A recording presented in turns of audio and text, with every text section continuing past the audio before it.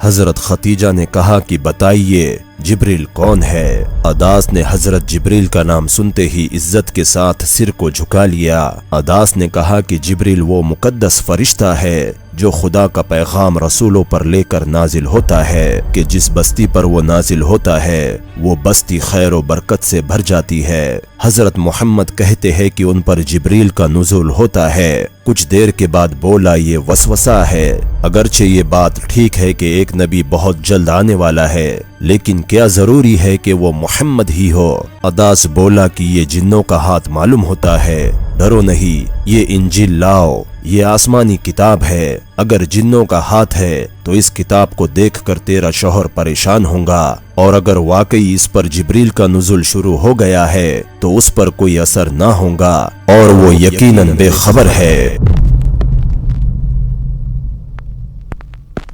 السلام علیکم دوستو، میں ہوں محمد مزمل اور آپ دیکھ رہے ہیں سیرت النبی کی مبارک سیریز۔ اور دوستو یہ اس سیریز کا 7واں ایپیسوڈ ہے۔ پچھلے ایپیسوڈ میں ہم نے جانا کہ کیسے نبی پاک صلی اللہ علیہ وسلم کو نبوت ملی اور کس طرح ورقہ بن نوفل نے آپ کو نبوت کی بشارت دی۔ اور دوستو آج اس ویڈیو میں ہم جانیں گے کہ آپ کو نبوت ملنے کے کچھ دنوں بعد جب جبریل علیہ السلام پھر ملے تو پھر آپ کے ساتھ کیا کیا معاملات پیش آئے۔ بسم اللہ الرحمن الرحیم۔ حضور صلی اللہ علیہ وسلم اور حضرت ختیجہ اپنے مکان پر تشریف لے آئے اور کچھ کھجورے کھا کر سو گئے۔ صبح جاگتے ہی کچھ کھجورے اور ایک چھاگل میں تھوڑا پانی لے کر گھر سے چلے۔ چونکہ ابرش نے مکہ کے تمام باشندوں کو بتا دیا تھا کہ ان کے باپ دادا کے مذہب کے خلاف اور ان کے خداؤں کے خلاف حضرت محمد صلی اللہ علیہ وسلم ہی ہوں گے جو آواز اٹھائیں گے، اس لیے ہر عرب کے دل میں حضور کی اور سے خوف پیدا ہو گیا تھا اور ہر آدمی آپ کو غصے بھری نظروں سے دیکھنے لگا تھا، لیکن آپ اپنی نظریں نیچے کیے چلتے اور اس کی پرواہ بھی نہیں کرتے کہ کون کس جذبے سے آپ کو گھر رہا ہے۔ چنانچہ حضور صلی اللہ علیہ وسلم اس شان سے نکلے کہ مبارک کندھے پر ایک طرف ستو کا تھیلا لٹکا ہوا تھا اور دوسری طرف کھجوروں کا، بائیں کندھے پر کالا اونی کمبل تھا، ہاتھ میں پانی کی چھاگل تھی۔ صاف لگ رہا تھا کہ آپ کہیں سفر پر جا رہے ہیں۔ لوگوں نے آپ کو دیکھا، تیز نظروں سے دیکھا، غضب بھری نظروں سے دیکھا، پر حضور صلی اللہ علیہ وسلم نے کسی کی بھی طرف نہیں دیکھا، عادت کے مطابق سر جھکائے چلتے رہے۔ جب بیت اللہ کے پاس گئے تو طواف کیا اور مکہ سے نکل کر جبل نور کی طرف روانہ ہوئے۔ پہاڑ سامنے ہی نظر آ رہا تھا۔ مکے سے 3 میل کی دوری پر پہاڑ سوکھے تھے، نہ کہیں درخت نہ کہیں پودے، سیاہ جلا ہوا پہاڑ لگ رہا تھا۔ آپ پہاڑ پر پہنچ کر ایک غار میں اترے۔ غار زیادہ بڑا نہیں تھا، لگ بھگ 2.25 گز چوڑا اور 4 گز لمبا تھا۔ ایک اونچی چٹان غار کے اوپر اٹھی ہوئی تھی۔ اس چٹان کی وجہ سے نہ غار کے اندر دھوپ کی تیزی کا پتہ چلتا تھا، نہ وہاں گرم ہوائیں پہنچتی تھی۔ اس غار کا نام غار ہیرا تھا۔ حضور صلی اللہ علیہ وسلم کا دل آبادی سے اچاٹ ہو گیا تھا، اسی لیے تنہائی اپنا لی تھی۔ کئی دن آپ اسی غار میں پڑے رہے۔ جب ستو اور کھجوریں ختم ہو گئی تو آپ مکان پر تشریف لے آئے۔ دوسرے دن پھر ستو اور کھجوریں لے کر چلے گئے۔ کچھ دن پھر تنہا پڑے رہے۔ پھر جب ستو اور کھجوریں ختم ہو گئی تو مکہ کو واپس ہوئے۔ ابھی آپ صفا اور مروہ تک پہنچے ہی تھے کہ وہی آدمی آپ کو پھر ملا جس نے پہلے آپ کو پکڑ کر بھیچا تھا۔ سفید کپڑوں میں لپٹا ہوا وہ حضور صلی اللہ علیہ وسلم کا راستہ روک کر کھڑا ہو گیا۔ آپ نے پوچھا تم کون ہو؟ اس نے جواب دیا آپ اللہ کے رسول ہے اور میں جبریل ہوں۔ حضور صلی اللہ علیہ وسلم نے حیرت بھری نظروں سے جبریل کو دیکھ کر کہا فرشتہ جبریل۔ جبریل علیہ السلام نے کہا ہاں فرشتہ جبریل، وہ فرشتہ جو تمام نبیوں کے پاس آتا رہا ہے۔ اے اللہ کے رسول، اب میں تمہارے پاس بھیجا گیا ہوں۔ حضور صلی اللہ علیہ وسلم نے پوچھا کیا میں خدا کا رسول ہوں؟ حضرت جبریل نے کہا ہاں آپ خدا کے رسول ہے، خدا نے آپ کو چن لیا ہے۔ اس پر حضور صلی اللہ علیہ وسلم نے فرمایا میں تو امی ہوں، لکھنا پڑھنا بالکل نہیں جانتا۔ حضرت جبریل نے کہا خدا کی یہی مصلحت ہے۔ حضور صلی اللہ علیہ وسلم کے دیکھتے دیکھتے حضرت جبریل غائب ہو گئے۔ حضور صلی اللہ علیہ وسلم گھبرائے، چہرے پر پسینہ آ گیا۔ آپ جلدی جلدی چل کر اپنے مکان میں داخل ہو گئے۔ حضرت ختیجہ نے آپ کو دیکھا، دیکھتے ہی وہ سمجھ گئی کہ آج پھر کوئی بات ہوئی ہے۔ آپ کمرے میں جا کر چارپائی پر لیٹ گئے اور حضرت ختیجہ سے فرمایا کہ مجھے کمبل اڑھا دو۔ حضرت ختیجہ نے آپ کو کمبل اڑھا دی۔ ابھی آپ کو لیٹے ہوئے تھوڑی دیر گزری تھی کہ ایک جلال بھری آواز آئی، اے چادر میں لپٹے ہوئے اٹھو اور لوگوں کو اللہ کے عذاب سے ڈراؤ اور اپنے رب کی بڑائی اور بزرگی بیان کرو، پاک دامنی اختیار کرو اور شرک و بدی کی گندگی سے بچو۔ آپ گھبرا کر اٹھے۔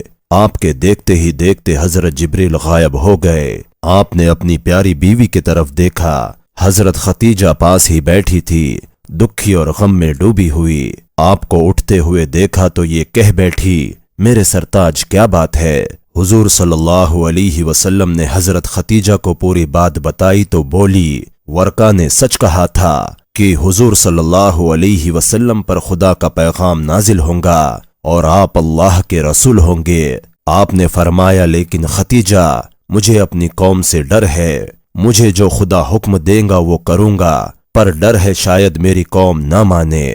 حضرت ختیجہ نے کہا، یہ ڈر تو ہے، لیکن کیا آپ قوم کے ڈر سے خداؤں کے حکموں کو پورا کرنے سے بچیں گے؟ آپ نے فرمایا، کبھی نہیں، لیکن میں نہیں جانتا کہ خدا کیا حکم دے گا اور میں کس طرح اس کا حکم پورا کر سکوں گا۔ حضرت ختیجہ نے کہا، اللہ نے فرمایا ہے کہ لوگوں کو اس کے عذاب سے ڈراؤ، اس کی بزرگی اور بڑائی بیان کرو۔ آپ نے فرمایا، بے شک خدا نے فرمایا ہے، لیکن آج عرب کا پورا علاقہ بتوں کو پوجتا ہے، یقیناً ہر آدمی، ہر قبیلہ، سارا حجاز اور سارا عرب میرا دشمن ہو جائیں گا۔ میں تنہا کس کس کا اور کس طرح سے مقابلہ کروں گا؟ حضرت ختیجہ نے کہا، بے شک ایک آدمی کا نہیں، ایک خاندان کا نہیں، ایک قبیلے کا نہیں، بلکہ سارے عرب کا مقابلہ کرنا ہوگا۔ پیارے نبی بولے، مگر کچھ بھی ہو ختیجہ، میں مقابلہ کروں گا، خدا کی مدد کے بھروسے پر مقابلہ کروں گا۔ کیا خدا میری مدد کریں گا؟ حضرت ختیجہ بولی، ضرور کریں گا، لیکن حضور صلی اللہ علیہ وسلم، عرب بڑے سنگدل ہوتے ہیں، جن بتوں کو وہ اور ان کے باپ دادا پوجتے رہے ہیں، وہ اسے کیسے چھوڑ دیں گے؟ کیا وہ ان کی برائیاں سن سکیں گے؟ کیا آپ کو معلوم نہیں کہ ابرش نے مکہ والوں کے دل میں آپ کی طرف سے برائی پیدا کر کے ان کو آپ کے خلاف بھڑکا دیا ہے؟ حضور صلی اللہ علیہ وسلم نے کہا، مجھے معلوم ہے، مگر میں خدا کا پیغام خدا کے بندوں تک ضرور پہنچاؤں گا۔ اس کے بعد آپ چپ ہو گئے۔ حضرت ختیجہ کے دل پر اس کا بڑا اثر ہوا، اسی لیے کہ وہ جانتی تھی اور خوب اچھی طرح جانتی تھی کہ حضور صلی اللہ علیہ وسلم جو کہتے ہیں وہی کرتے ہیں، جو کرتے ہیں وہی کہتے ہیں، اور جو وعدہ کرتے ہیں اسے پورا بھی کرتے ہیں۔ لوگ صدیوں سے بتوں کی پوجا کرتے چلے آ رہے ہیں، جس وقت بھی آپ نے بتوں کے خلاف کچھ بھی کہا تو آپ کو کوئی چھوڑے گا نہیں، سب آپ پر ٹوٹ پڑیں گے اور ساری قوم کا مقابلہ آپ کو اکیلے کرنا پڑے گا۔ اس خیال نے حضرت ختیجہ کو دکھی کر دیا۔ وہ دیر تک سر جھکائے کچھ سوچتی رہی، پھر اٹھی، چادر اوڑھی اور گھر سے باہر نکل آئی۔ سامنے کی گلی میں گھس کر چلنے لگی، چوراہے پر پہنچی، داہنے ہاتھ مڑی اور کچھ دور چل کر ایک مکان کے دروازے پر جا کھڑی ہو گئی۔ یہ مکان پتھر کا بنا ہوا تھا۔ آپ نے اونچی آواز میں کہا، میں اندر آ سکتی ہوں؟ اندر سے آواز آئی، آ جاؤ، تم کون ہو؟ حضرت ختیجہ مکان کے اندر داخل ہوئی۔ چھوٹا سا مکان تھا، دھوپ تیز پڑ رہی تھی، گرم ہوا کے جھونکے چل رہے تھے، اس لیے آنگن میں کوئی نہ تھا۔ حضرت ختیجہ ایک کمرے میں گئی، یہاں ایک بوڑھا آدمی چٹائی پر لیٹا تھا، ٹخنوں تک لمبا اونی جبہ پہنے تھا، سفید اور لمبی داڑھی تھی۔ یہ آدمی عیسائی راہب تھا، اس کا نام عداس تھا۔ وہ حضرت ختیجہ کو جانتا تھا۔ حضرت ختیجہ کو دیکھ کر عداس نے پوچھا، اس تیز دھوپ اور گرم ہوا میں کیوں تکلیف کی؟ حضرت ختیجہ نے کہا کہ میں کچھ باتیں پوچھنا چاہتی ہوں۔ عداس نے کہا، کیوں؟ کیا بات ہے؟ حضرت ختیجہ نے کہا کہ بتائیے، جبریل کون ہے؟ عداس نے حضرت جبریل کا نام سنتے ہی عزت کے ساتھ سر کو جھکا لیا، پھر حسرت سے حضرت ختیجہ کو دیکھ کر کہا، تم نے حضرت جبریل کا نام کیسے اور کس سے سنا؟ حضرت خدیجہ نے کہا کہ میں سب کچھ بتا دوں گی، پہلے جو میں پوچھوں اس کا جواب دے دیجئے، بتائیے جبریل کون ہے؟ عداس نے کہا کہ جبریل وہ مقدس فرشتہ ہے جو خدا کا پیغام رسولوں پر لے کر نازل ہوتا ہے۔ ختیجہ نے کہا کیا وہ خیر و برکت لے کر نازل ہوتا ہے؟ عداس نے کہا کہ جس بستی پر وہ نازل ہوتا ہے وہ بستی خیر و برکت سے بھر جاتی ہے۔ اس پر حضرت ختیجہ بولی کہ اگر میں کوئی بات آپ سے کہوں تو کیا آپ اس کی رازداری کریں گے؟ عداس نے کہا میں اقرار کرتا ہوں کہ تمہاری بات کسی پر ظاہر نہ کروں گا۔ حضرت ختیجہ سنبھل کر بیٹھ گئی۔ انہوں نے کہا آپ میرے شوہر حضرت محمد کو جانتے ہیں؟ عداس نے کہا جانتا ہوں۔ ختیجہ نے کہا آپ انہیں کیا سمجھتے ہیں؟ عداس نے کہا کہ بنو ہاشم کا خاندان تمام خاندانوں میں سب سے بہتر ہے اور خاندان بنی ہاشم میں حضرت محمد سب سے زیادہ سچے، امین، نیک اور اچھے اخلاق والے ہیں۔